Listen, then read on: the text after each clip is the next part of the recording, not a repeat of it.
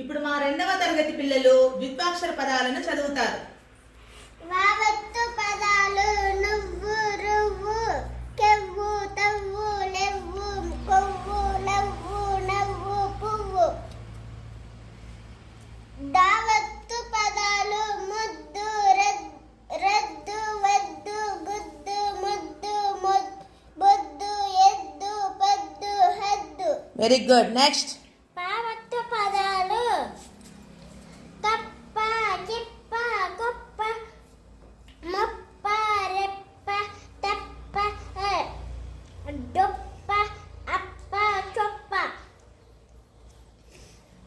లావత్తు పదాలు కల్ల మెల్ల జిల్ల పిల్ల తెల్ల నెల్ల నల్ల